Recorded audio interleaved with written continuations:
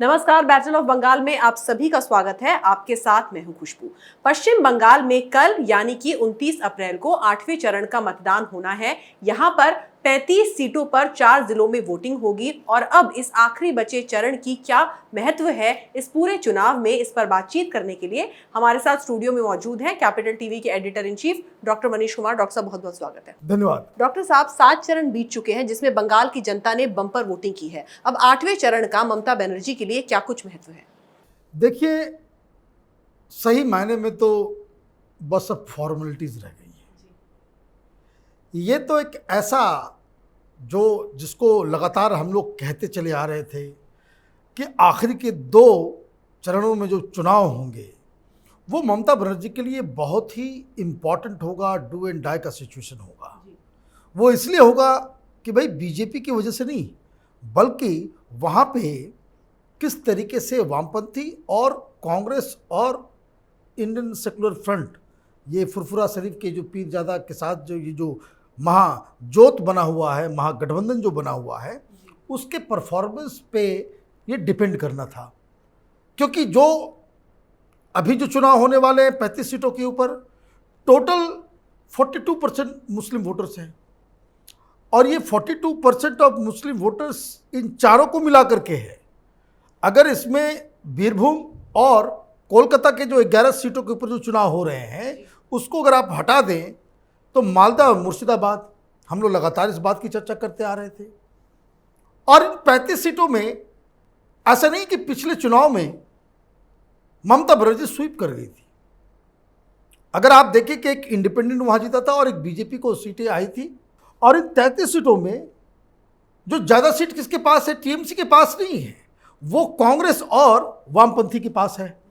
अब ये समझिए कि किस तरीके से ममता बनर्जी को इन दोनों फेजेस में, दोनों ही फेज जो लास्ट 7th और 8th फेज था, इसमें कितना दम लगाना था।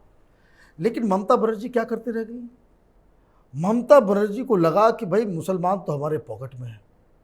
अब वहाँ पे कोई डाउट नहीं है कि ममता बनर्जी को ज़्यादा वोटें मिलेंगी, लेकिन जिस तरह का डैमेज वहाँ पे हो रहा था और जिस तरीके से कई सीटों के ऊपर ट्रायंगुलर फाइट की खबर आ रही है, उससे भारतीय जनता पार्टी जहाँ कहीं नहीं थी, जो पिछले 2 फेजेस में जो चुनाव हुए हैं 70 सीट के आसपास, उस 70 सीट में भारतीय जनता पार्टी के पास सिर्फ 1 सीट थी पिछली बार।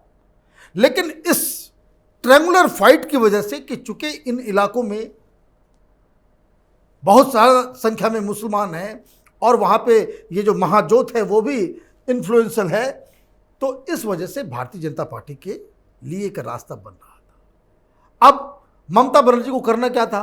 ममता बनर्जी को और भी ज़्यादा ताकत लगाना था। अब कल उन्होंने बयान दे दिया कि चुनाव के बाद वो सुप्रीम कोर्ट जाएंगी और ये कहेंगी कि फिर से चुनाव हो।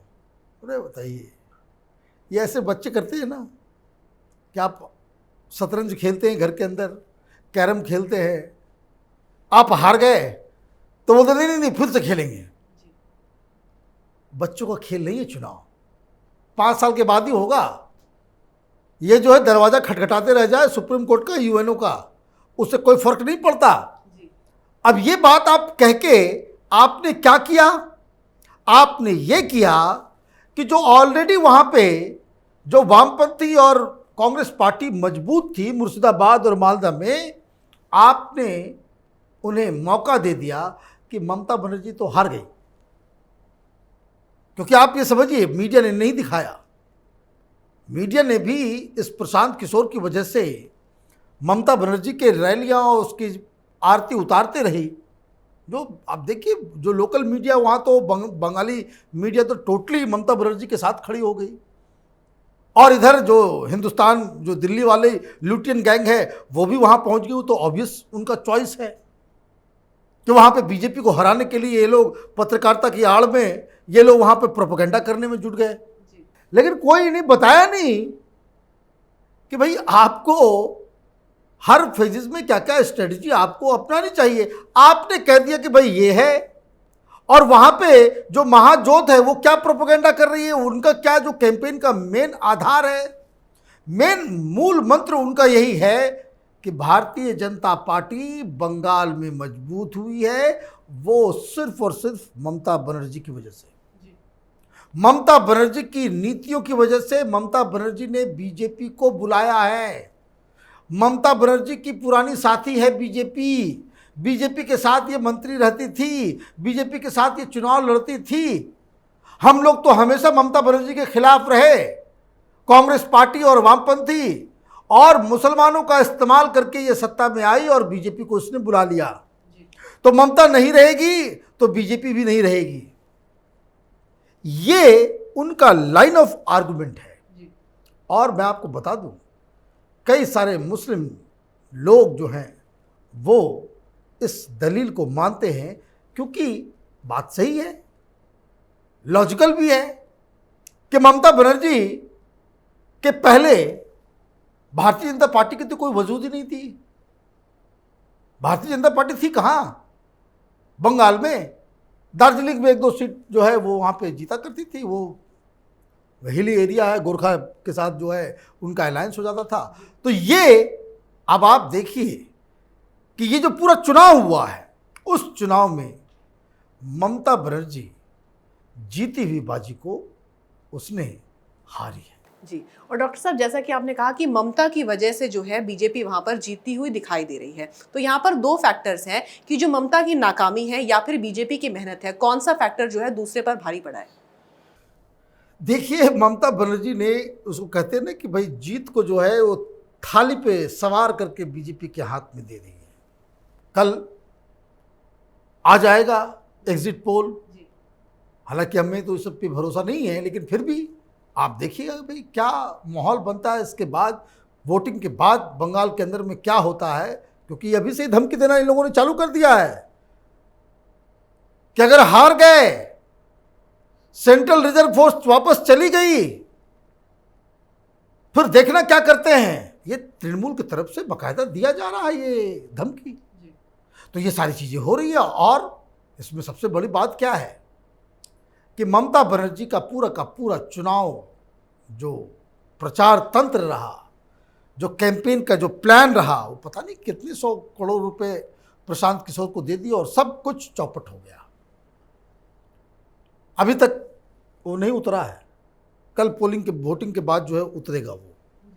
अभी तक वो जो प्लास्टर है वो कितने सप्ताह, अभी तक ये नहीं पता चला कि भाई हड्डी टूटी कि नहीं टूटी। कोई एक्सरे रिपोर्ट नहीं आया, ना डॉक्टर ने कहा कि भाई हड्डी टूट गई है, लेकिन प्लास्टर वो चल रहा है। वो क्यों? वो सिंपैथी गार्नर करने के लिए, सिंपैथी वोट पाने के लिए आपने ये काम कर दिया, खुद को अपाहिज बना दिया। तो ये सारी चीजें, जिस तरह का भाषण, जिस तरह का बर्ताव, जिस लोग लाइक नहीं कर रहे हैं, हर चीज में गुस्सा, गाली, जिस माने जो पॉलिटिकल लैंग्वेज का जो स्तर ममता बनर्जी नीचे लेकर के गई है, बंगाल में इस तरह से कभी नहीं होता था।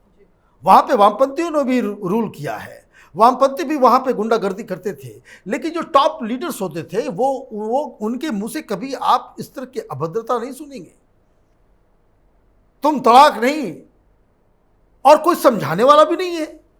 ममता बनर्जी की हार उसी दिन से शुरू हो गई थी जिस दिन से उन्होंने अड्डा चड्डा नड्डा भड्डा करके उन्होंने जो है पूरा उनके काफिले के ऊपर हमला हुआ है। एक तो बेसिक डिसेंसी ये था कि आप फोन करती, आप कहती कि मैं बहुत दुखित हूं कि इस तरह से आपके साथ हुआ है। पब्लिक प्लेस पे, रैलियों में, मीटिंग में आप ये कहती कि इनके साथ जो हुआ है वो गलत हुआ है, बंगाल का ये कल्चर नहीं है, बंगाल का कोई भी शख्स इस तरह का करता हुआ जाएगा वो मेरा सबसे बड़ा दुश्मन होगा।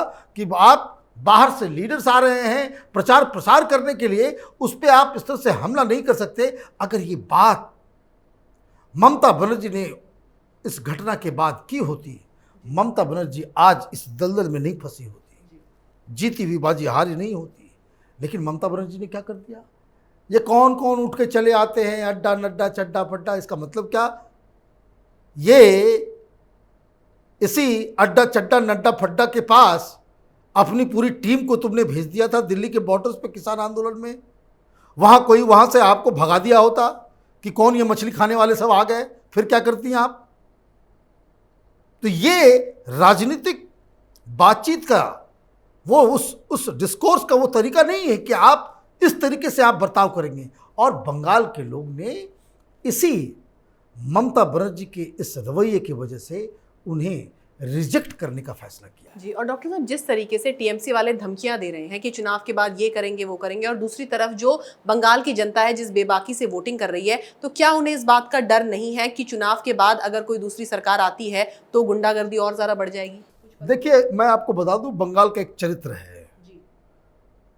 वो आप मैंने इसको कोई बुरा ना माने, अभी से नहीं, इतिहास से ही जिसके पास सत्ता, जिसके पास पावर, जिसके पास शक्ति, उसके साथ बंगाली,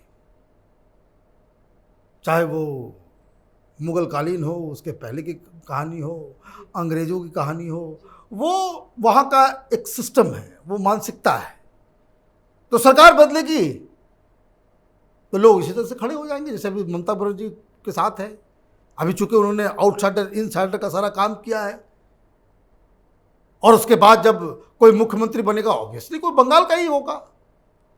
कोई अमित शाह वहाँ जाकर के थोड़े मुख्यमंत्री बनने वाले हैं, कोई बिहार का आदमी थोड़े मुख्यमंत्री बनने वाला है। ये बात अलग है कि पूरी पार्टी की कमान ममता बनर्जी ने प्रशांत किशोर के हाथ में दे दी, एक बिहारी को दे दिया, बाहर के शख्स को दे दिया।